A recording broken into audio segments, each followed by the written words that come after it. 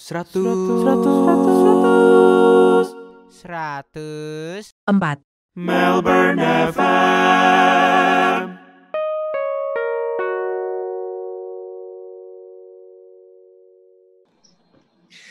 Halo semuanya, balik lagi di 104 Melbourne FM. Aussie ada cerita hari ini pertanggal 18 April 2020. Hari ini aku kedatangan, gila. Ini orang paling susah dicari di planet ini. Ini obrolan kita setelah 2 tahun nggak sih? Iya, setelah 2 tahun ya kayak Setelah 2 terakhir. tahun kayaknya. Kayak setelah 2 tahun. Lama Ini banget. ngobrol bareng siapa? Hari ini ada gue, Gabriela Agatha atau biasa dipanggil Gaby. Terus habis itu sekarang kita adalah temen jauh ya. Temen jauh, long distance friendships gitu ceritanya. Long distance. Iya, soalnya dulu dari Aussie juga sama kayak Melo. Gaby dari mana dulu? Dari sekolah di Melbourne juga ya? Ya, dulu dari University of Melbourne. Terus tahun 2018 lalu udah selesai. Akhirnya balik pulang ke Indonesia. Tapi gila loh, aku seneng banget loh bisa ngobrol sama kamu hari ini tuh. Iya kan, udah lama super banget. sibuk dan menurutku Padahal super sibuk itu. aduh. Dan menurutku Gaby ini adalah salah satu teman yang paling unik gitu. Karena aku masih ingat obrolan pertama kita waktu itu yang menurutku membuat kita lumayan nyambung. Kamu ngomong kayak gini, Vel, menurutmu aku anak tukang clubbing atau enggak? Gitu. Aku masih ingat. Itu jalan balik ke Fulton. Kayak, aku jawabnya piye yo, kan baru kenal kan, nggak enak kan. Terus kayak, jawabnya piye yo iki. Kayaknya kamu muka-mukanya kayak suka clubbing tapi padahal enggak. Terus, bener. Kayak gitu. Tapi, emang bener sih ya gitu. Ya, Gaby ini menarik karena terlihat seperti CC Surabaya ya. Emang CC Surabaya. Emang ciri-ciri Surabaya sih. Terlihat seperti CC Surabaya, tapi ternyata pekerjaannya ini cukup menguras energi dan emosi. Apa tuh? Ya, apa itu? Kamu apa sih sekarang sibuk apa sih? Jadi gini, belakangan terakhir ini aku sekarang kerja di suatu perusahaan media. Aku sekarang jadi produser sama jadi host ya, atau presenter, cuman di digital, jadi bukan di TV-nya. Tuh. Emang bedanya? Digital tuh Instagramnya kayak gitu-gitu ya? Instagram, YouTube, Facebook, Twitter, semua pokoknya yang berkait sama media sosialnya satu perusahaan yang tempat aku kerja inilah gitu. Jadi kalau ada apa-apa ya aku kerja di situ sebagai produser dan host itu tadi gitu. Oh, menarik ya. Soalnya berarti itu pasti divisi baru ya, karena pasti 5 tahun lalu kan Instagram belum begitu. Ini kan itu berarti benar. divisi yang baru ya berarti ya? Iya, jadi memang waktu itu pas pertama kali aku masuk ke sini, sebenarnya kan aku bukan jadi produser sama host di ini dong, di digital. Nah, pas aku ditawarin job ini, itu tuh memang divisi ini baru banget dibentuk, Vel. Jadi kayak emang benar-benar baru ada. Terus memang mereka butuh banget generasi muda, generasi muda. Butuh banget orang-orang muda yang kerjain di dunia digital lah, karena kan kalau orang tua-tua mungkin cara berpikirnya masih cara berpikir TV kan. Jadi makanya akhirnya mau dirombak untuk anak-anak yang muda ini yang ngisi divisi-divisi di sini gitu. Kebetulan waktu itu aku baru masuk juga sih. Jadi masih bisa Menarik. Kalau aku boleh tahu, kita tarik mundur ke belakang, emang kamu dulu uni ngambil ini major apa? Ini nih unik nih ya. Cerita itu panjang banget kalau misalnya diceritain. Jadi? Tapi enggak lah, singkatnya aja. Kalau nggak bisa sampai 2 hari. Podcastnya nggak selesai. Karena kita dulu kalau kecap bisa 2 jam, 3 jam lebih ya. Waduh. Cuman duduk di kafe, cuman kopi satu doang sampai diusir. Bener. Asik sih itu. Iya, malu-maluin sih. Ya, tapi anyway, iya, jadi kan dari dulu gue tuh serba galau ya. Cuman waktu jadi SMA itulah permulaan di mana mimpi gue itu mulai datang. Itu gue tuh pengen banget jadi seorang presenter kayak gitu. Emang tuh dari SMA. Waktu SMP dulu sempat kepikiran untuk jadi fashion designer. It's been my passion, pikirnya untuk mix and match baju dan lain-lain kan. Tapi ternyata pas beneran ya kemurahan Tuhan ada chance buat ambil ekstrakurikuler, diajar sama adalah salah satu ya udah sebut aja namanya LaSalle College gitu. Dia datang ke sekolah-sekolah untuk ngasih pelajaran tentang fashion designer. Ternyata gue nggak bisa gambar, nggak bisa jahit pula. Aku dosa nggak kalau ketawa?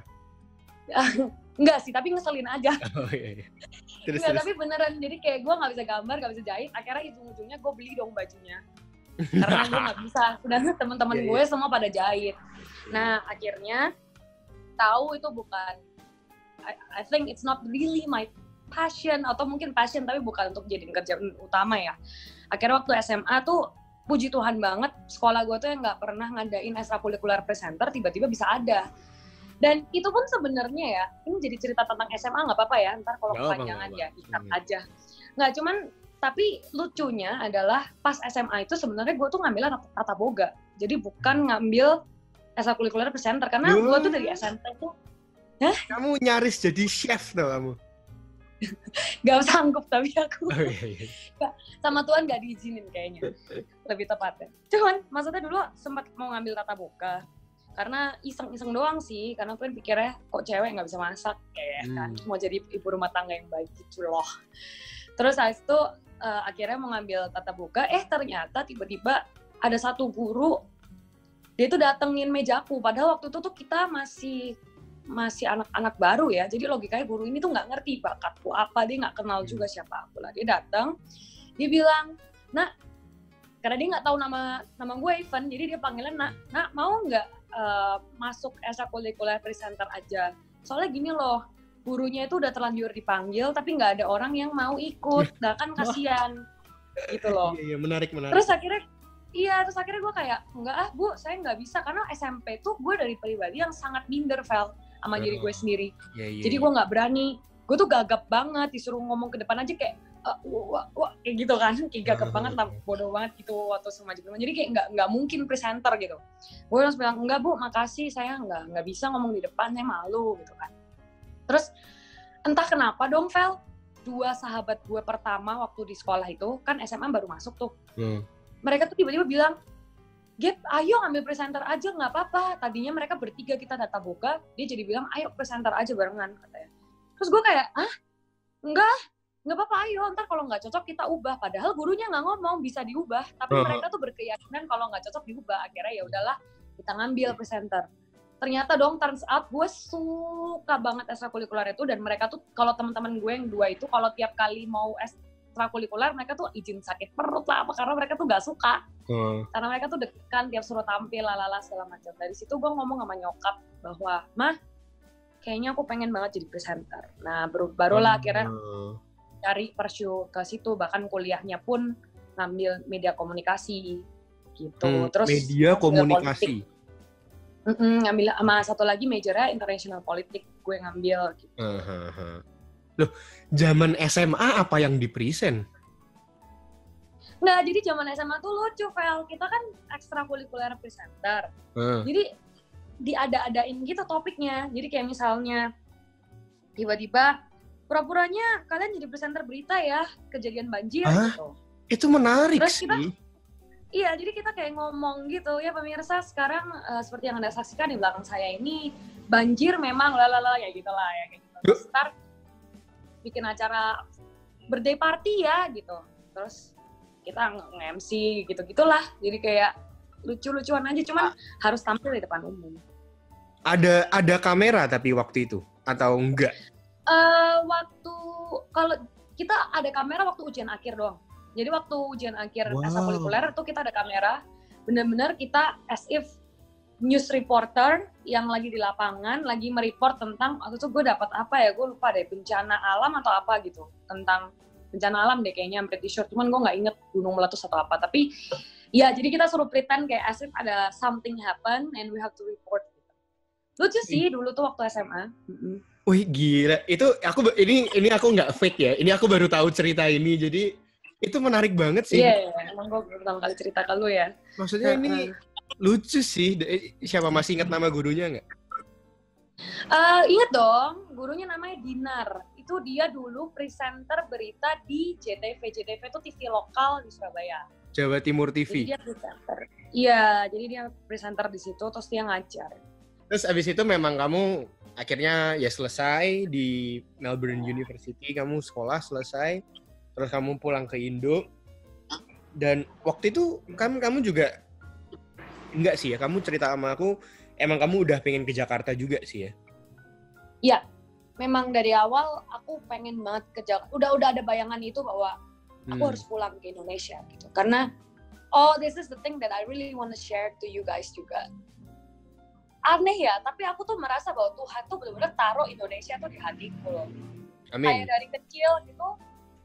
Kayak dari kecil tuh aku sayang banget sama bangsa ini. Entah kenapa, kayak ada perasaan itu. Mungkin nggak semua anak ngalamin hal yang sama ya. Dulu kalau upacara pasti ya waktu SMA gitu, pastilah ada yang pura-pura pingsan lah apa ya. Mungkin lo salah satu yang fail. Nah, tapi gue tuh bisa ketika mengheningkan cipta gitu, gue tuh bisa bener-bener nangis untuk menang para pahlawan. Aneh banget kan? Enggak. Tapi ya, akhirnya gue bener-bener pulang dan memang gue pengen kerja di Jakarta untuk ini gitu, kerja di TV. Menarik. Terus? Ya, jadi dari awalnya gue masuk itu, itu kisah seru lain. Itu reporter, gue masuk, dan akhirnya di TV yang sama, gue pindah ke digital. Cuman reporter tuh pengalaman yang paling luar biasa sih dalam hidup gue. Nah, ini. Selama dari tadi tuh, teman-teman tuh cuman basa-basi. Sebenarnya cerita gue tuh. Intinya tuh di sini. Iya, intinya tuh di sini. Jadi, terus mereka kayak, gimana ya? Lama banget. aku kepo nih.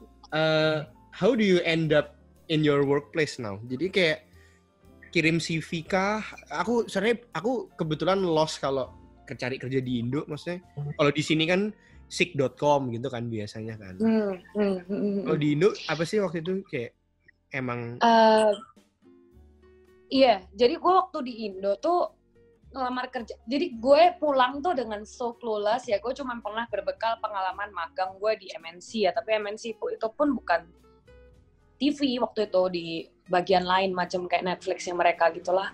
Nah, jadi gue pulang ke Indo, gue cuman bilang sama Tuhan bahwa Tuhan, aku pengen, ini cita-citaku, aku pengen kerja di media. But I honestly nggak tahu harus ke media apa. Maksudnya media apakah ini media berita atau media yang biasa. Karena memang secara preparation dan duit, to be very honest, jadi media hiburan itu lebih banyak duitnya pasti kan, karena rating dan lain-lain tuh pasti lebih banyak. Terus kalau misalnya acara yang fun kayak gitu kan pembawaannya juga lebih enak ya, Vel, sebenarnya nggak terlalu kaku gitu loh. Nah, gue juga pengen, tapi di satu sisi hati gue tuh sangat terbeban. Kayak gue tuh pengen banget kerja di media berita gitu. Akhirnya karena gue sendiri bingung, gue bilang sama Tuhan pokoknya kehendakmu yang terjadi, gue ngelamar di semua stasiun TV yang gue tahu. Mulai dari SCTV. Berarti nek kamu keterima Indosiar pun Mbok terima? Terima. Pada saat itu gue udah dengar. Kamu nggak apa-apa sama naga sama kayak gitu-gitu. Ular yang keluar. Ular yang super besar itu. Nggak apa-apa. Jeritan nih blorong. Nggak, cuman kan gue palingan fokusnya nanti gue jadi presenter insert atau presenter apa sih kok insert ya? Kalau Indosiar apa sih yang pokoknya yang tentang artis gitu loh. Skui lah yo, aku nggak ngerti. Kayak gitu lah. Gitu. Kalau cek dan recheck kan dulu RCTI ya? Iya. Apa ya? RCTI Indosiar ya, gitulah. Ya itulah. Indosiar ya itulah. Nah, tapi itu bayangan gue gitu. Dan I'm okay with that karena ya so long as I can earn some money, learn something, terus ya basically learn to be more independent lah gitu. Gue nggak apa-apa.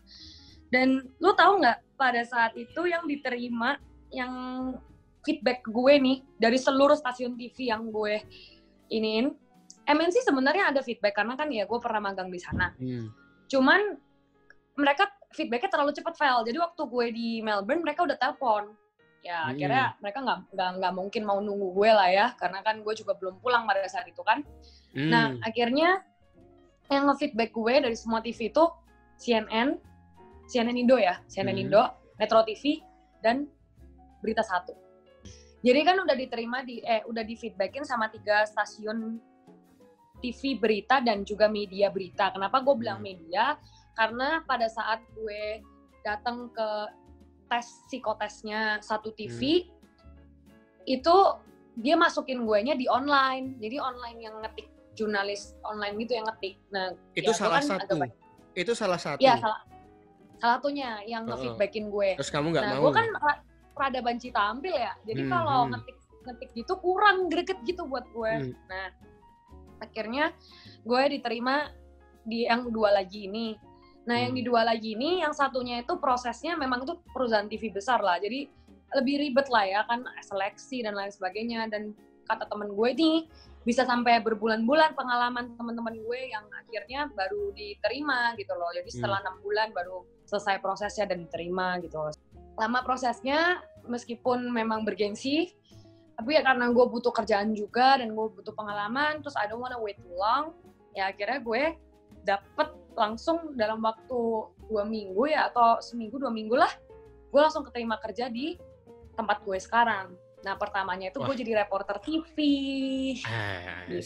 Gimana? Reporter TV tuh, tapi yang bener-bener emang ini literally terjun di lapangan gitu kan, reporter beneran beneran yang kalau banjir kamu pakai jas hujan terus saya melaporkan dari keren. Ya. Gimana tuh jadi memang deg-degan nggak? Ya, deg-degan lah ya. Deg-degan tuh, wah gini sih, lo tau gak sih, gue tuh gue gak tahu deh, gue pernah ceritain sama lo atau enggak, tapi gue tuh orangnya super plan banget dalam setiap detik kehidupan gue tuh ngeplan anaknya. Dan termasuk dulu di uni gitu, kalau gue buat essay, gue plan 1 hari ini ngetik berapa kata harus itu, saklek gue orangnya. Kalau enggak gue gak tidur.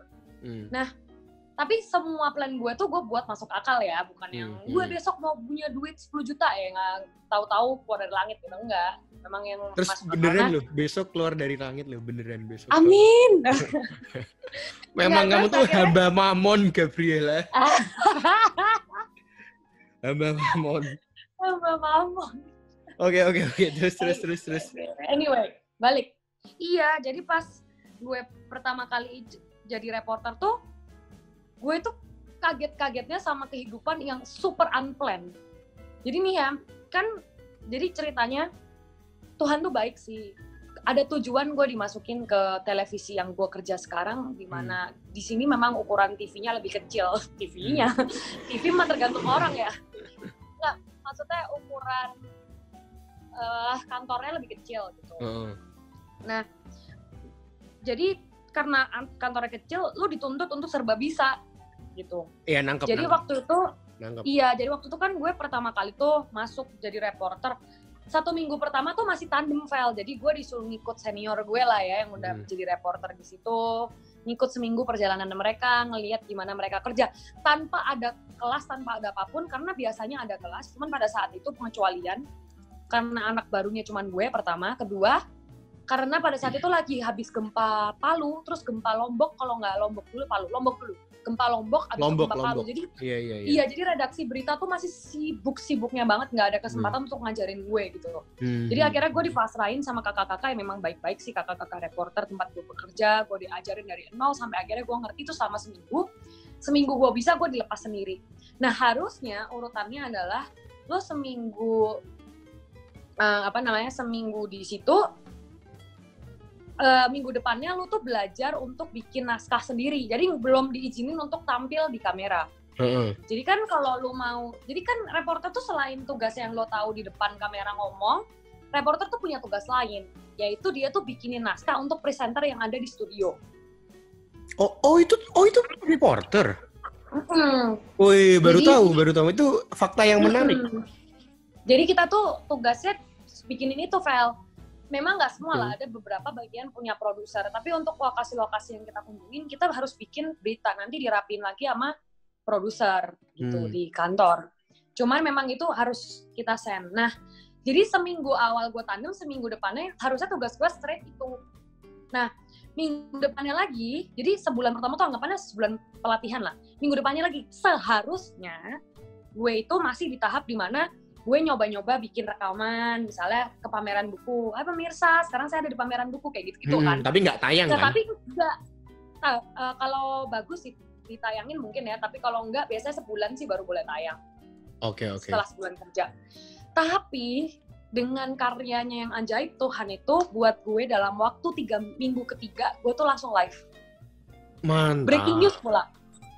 Mantap. Dan itu mantap. gue di antara gue tuh siap dan tidak, Vel, yang kayak literally. Jadi waktu itu kejadian Lion Air jatuh, gue nggak tahu sampai di OSI nggak kita ini. Tapi Lion Air tuh sempat tergelincir dan meninggal semua orang-orangnya kan. Iya, kayaknya aku tahu deh. Gue harus.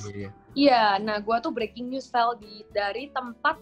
Jadi pas itu gue pertama kali live, itu tuh gue kaget banget. Karena gue tuh paginya tuh di ini Vel di Kementerian Pertanian ya. Kementerian Pertanian mah nyantai kan agendanya. Paling kayak lihat ya apa gitulah wawancara-wawancara doang. Terus tiba-tiba gue ditelepon sama koordinator liputan gue. Katanya, Dek, pindah ya sekarang pesawat Lion Air tergelincir. Sekarang pindah ke ke Tanjung Priok gitu, karena di pelabuhan Jakarta Utara, karena ada pesawat tergelincir itu kamu bikin rekaman aja di sana. Jadi tadinya suruh bikin rekaman on tape. Jadi kayak, oh siap bang. Akhirnya gue meluncur kan. Dia bilang nanti saya suruh kakak-kakak yang lain ke sana untuk live. Terus gue udah ke sana tuh, tiba-tiba kakak-kakak yang lain nggak bisa, entah kenapa. Jadi gue kayak, Dek, sorry, kakak-kakak lain nggak bisa. Bisa nggak kamu malam ini live? Hah? Aku langsung takut banget. Karena kayak nggak, baru minggu ketiga orang aku tuh baru sekali doang bikin rekaman itu yang buat latihan, baru pernah sekali. Terus dia bilang, nggak apa-apa ya, bisa ya gitu. Gue kayak, waduh, mau ngomong nggak bisa gue digaji ya kan? Mau ngomong bisa kok, ya susah. Terus untung kameramen gue baik, dia bilang, udah bisa aja, ntar abang ngajarin gitu. Akhirnya gue bilang, iya bang, siap, bisa. Ya udah itu hari pertama gue live. Kaki gue rasanya nggak nempel tanah. You enjoy and everything? Hari pertama enggak sih, gue pengen nangis rasanya, Vel. Karena itu di tengah-tengah hiruk pikuk. Kan orang tuh taunya gini ya, reporter live itu presenter udah tahu pertanyaannya apa yang akan diberikan ke reporter, jadi reporter tinggal siapin jawabannya kan. Tapi kalau breaking news tuh enggak. Jadi lu harus terima semua jawaban, lemparan pertanyaan, dan lu harus bisa jawab. Nah, sedangkan kondisi di lapangan itu kan random kan, Vel. Ada yang kadang memang benar-benar. Ya? Iya, ada yang bisa diwawancarain. Tapi kalau waktu itu kan lagi heboh cari mayat, lagi apa, nggak ada yang bisa diwawancarain. Dan gue nggak tahu caranya mewawancara. Langsung, aduh, udahlah. Kayak ribet banget dulu pertama. Rasanya tuh kaki bener-bener nggak nempel tanah, muka gue pucat pasir.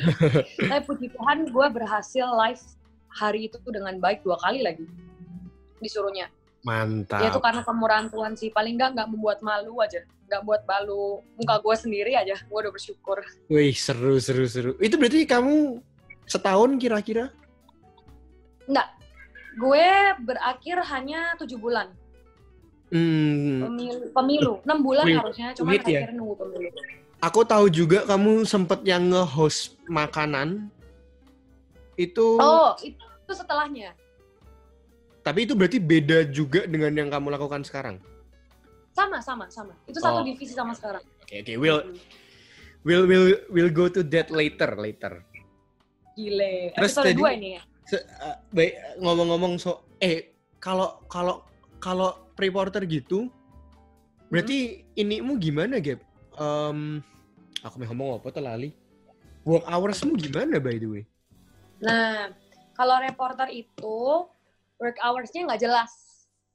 Jadi sebenarnya on paper-nya 8 jam on paper. 5 hari. Tapi kenyataannya nggak. 5 hari. 5 hari. Oke. Kayak di sini berarti kan?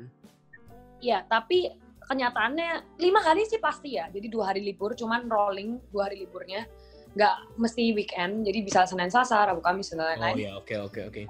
Tapi kalau kenyataan kerjanya bisa 12 sampai 10 sampai 12 bahkan 15 jam, bisa sampai nungguin semalaman kalau memang narsum terutama di KPK.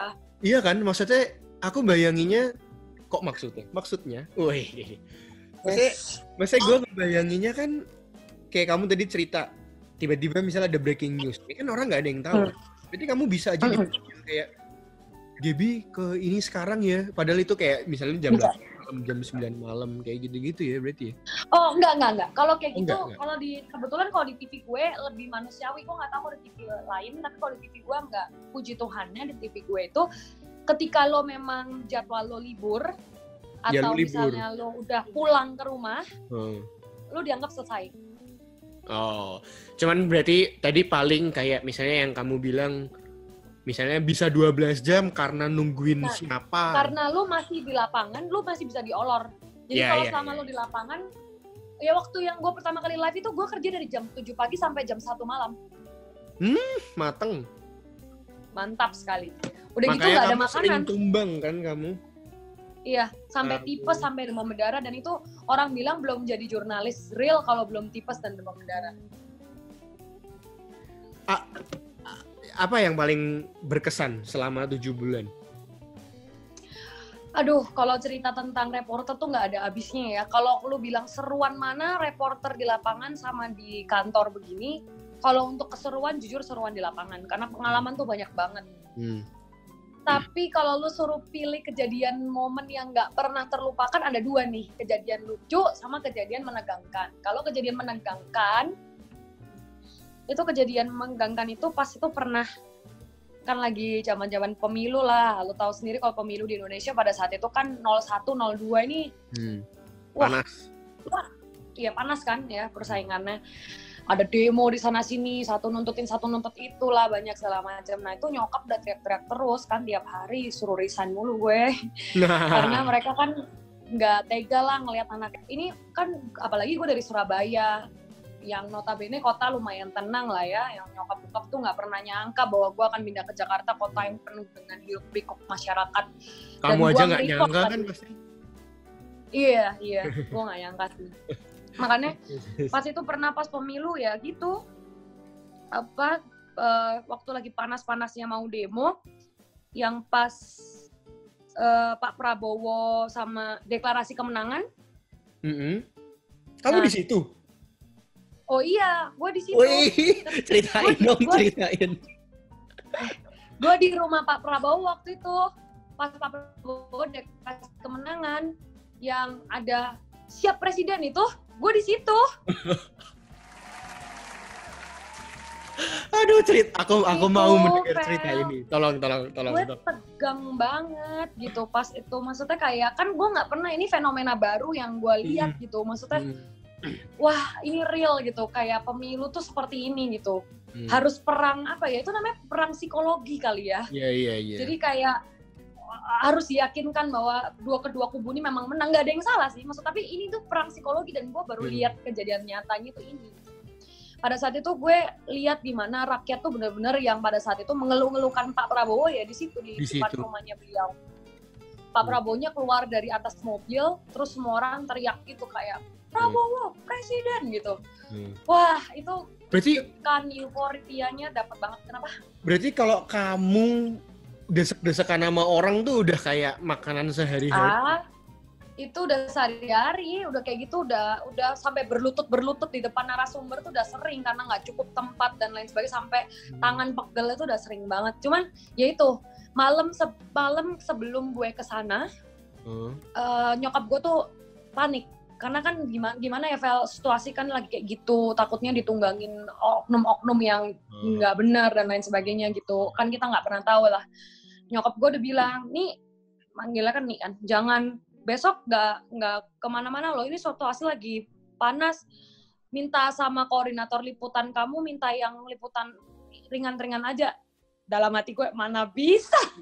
Terus beneran, malamnya keluar kan jadwal, jadi reporter tuh, ini yang gue bilang unplanned, malam itu kira-kira jam 11 baru keluar jadwal besok lo kemana. Nah, jam 11 itu keluar jadwal, ternyata ya itu, gue harus ngeliput di rumah 02, Capres 02 sendiri gitu. Which is itu kan memang tempat ya kalau misalnya ada oknum atau ada apa pasti kan serangan utama dan lain sebagainya mungkin bisa jadi ditujukan ke tempat-tempat yang seperti ini kan. Nah, gue ke situ, nyokap gue teriak-teriak. Iya. Suruh gue pulang. Saya bisa membayangkan. Tapi nggak apa-apa kok, maksudnya ya nggak ada apa-apa, aman-aman aja. Karena itu that was your first experience kan, karena. Iya, dan gue kan anak cewek pertama ngerantau lagi. Tapi reporter banyak cewek nggak sih malahan? Iya, justru banyak cewek. Entah kenapa. Padahal cowok tuh lebih tahan banting sih menurut gue kalau di bencana dan lain-lain. Cowok kameramennya kan pasti. Ya, kameramennya cowok. Oh, iya. Tapi ada juga cewek kameramennya. Kalau yang lucu, Gap. Oh, ya lucu tuh pernah tuh. Gue live kedua. Jadi live masih gagu banget. Live ketiga. Gue masih gelagapan banget. Temen baik gue, nelpon gue di tengah-tengah live. Itu kan catatan ada di situ semua. Catatan kan di handphone. Terus kan, jadi kalau lu live tuh telepon lu tuh nyambung sama kantor handphone lu tuh. Iya, jadi tahu. presenter ngomong apa lu dengar dari sini kan, dari handphone. Nah, tiba-tiba teman gue telepon, jadi telepon kantor gue putus dong. Karena gue nggak sengaja kepencet reject. Nah, yang ke-reject bukan telepon teman gue, yang ke-reject telepon kantor. Sebel banget gue di depan kamera, dong udah live nih, gue nggak dengar presenter gue ngomong apa. Terus. Terus presenter gue kayak, Gaby gitu. Setelah di YouTube gue lihat, excuse me, setelah di YouTube gue lihat, apakah Anda bisa mendengar suara saya? Gue kayak, gue diem doang gitu selama 15 detik. Parah banget. Sejak itu abis itu temen gue yang nggak tahu menau ini karena gue sebel banget, gue telepon, gue marah. Gue bilang, lu jangan telepon gue dong, gue tadi lagi live gimana sih? Ya sorry Gap, kan gue nggak tahu. Ya bener sih, dia memang nggak tahu, galaknya gue aja karena gue sebel udah gelagapan ngomong, catatan gue hilang, telepon kantor keputus pula. Ternyata emang dia mau ngomong apa? Penting nggak? Enggak, cuma nanyain doang. Gap, lu besok mau hangout nggak bareng sama teman-teman yang lain? Sebelnya. Iya. Serius. Ya itulah suka duka. Satu lagi, kalau yang pahit ada nggak yang pahit? Pengalaman pahit banget sebenarnya nggak ada ya, karena gue merasa semuanya tuh fun dan enak. Cuman kalau yang sampai gue sakit dan nggak kuat ada sih. Ini maksudnya padahal lagi live gitu? Iya, jadi gue lagi sakit. Pada saat itu gue nggak tahu gue tipes. Jadi tuh kondisi badan gue udah tipes mungkin sejak seminggu yang lalu dan gue biarin terus karena gue pikir gue cuma sakit biasa, gue kasih Panadol aja terus. Terus ternyata pas itu gue lagi tugas subuh jam 4 pagi, gue udah sampai kantor. Ternyata ada kasus OTT Kementerian Olahraga ya, Pemuda dan Olahraga. Oh iya. Loh, baru dong. Enggak, itu udah beberapa saat yang lalu. Yang baru ada.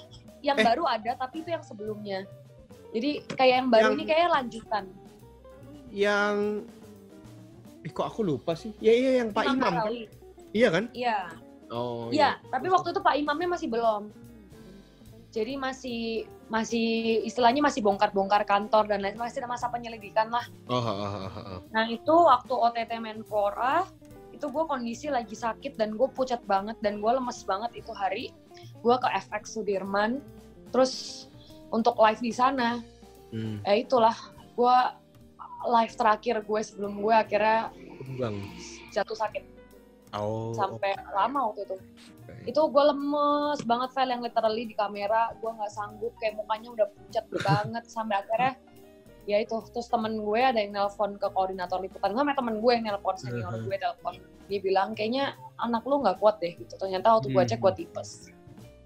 Tapi kalau nyampe menit pahit gimana, enggak sih, paling dimarahin menteri pernah. Sopo? Bu Sri Mulyani. Gimana kayak gue? Enggak, Bu Sri Mulyani nggak inget saya lah pasti, cuman waktu itu salah gue datangnya telat karena gue ngegantiin teman gue yang kebetulan ada urgent apalah, jadi gue datang telat, gue nggak ikut seminar, gue nggak tahu menau dan gue kan lemah. Pada saat itu kan gue lemah di ekonomi ya, jadi gue nggak pernah tahu. Nah disuruh datang ke tempat Menteri Keuangan yang pasti ngomonginnya tentang ekonomi. Nah gue nggak tahu, gue dititipin pertanyaan tuh dari koordinator liputan gue. Gap nanti tanya tentang ini sama ini ya ke Bu Sri Mulyani gitu. Terus gue kayak, oh iya siap bos gitu. Terus gue nanya, terus Bu Sri bilang, itu kan tadi sudah saya jawab, kamu nggak mendengarkan saya, gimana sih? Ya sudah kalau gitu saya nggak mau lagi. Tapi itu wajar, maksudnya banyak yang ngeyel, kan beliau juga capek lah pasti seharian dan lain sebagainya. Guenya aja yang kayak nggak tahu diri lah. Ups. Ya udah, tapi itu makanan sehari-hari sih, diomelin narsum. I see. Pernah ada yang membuat lu nangis nggak? Nangis pernah, Vel. Pernah, gue inget. Waktu tuh gue lihat ibu-ibu, dia... Oh, bukan narsum tapi? Oh, bukan narsum. Oh, oke. Tapi go on. Kejadian yang gue nggak pernah lupa. Dia waktu tuh ada seorang, gue lagi di pos Halim Perdana Kusuma, pos pelaporan penumpang yang hilang, yang belum diumumkan bahwa anggota tubuhnya ketemu waktu itu. Terus ibu-ibu ini datang, dia histeris, dia nangis, dia bilang, dia pukul-pukul meja, dia bilang anak saya satu-satunya meninggal gitu. Kayak kenapa Lion Air jahat gitu, kayak anak saya jatuh, padahal ya si namanya musibah ya gimana, tapi itu membuat gue sangat terharu sih, kayak maksudnya bukan terharu, sedih sih ngeliatnya, kayak maksudnya aduh kasian banget gitu kejadian itu. Gue nangis sih karena ngeliat real ketika anak-anak, dan itu nggak cuma sekali, gue Lion Air tuh nangis beberapa kali sih, karena gue harus nyaksiin sendiri jenazah, potongan-potongan tubuh itu, sorry ya kalau ngomongin, tapi gue benar-benar menyaksikan sendiri. Jadi itu, aduh, itu tangisan yang udah nggak terbendung gitu. Iya. Hi, you're listening to 104 Melbourne FM. This is the first part. You can always check out the second part in the next episode. Thank you for listening. Bye-bye.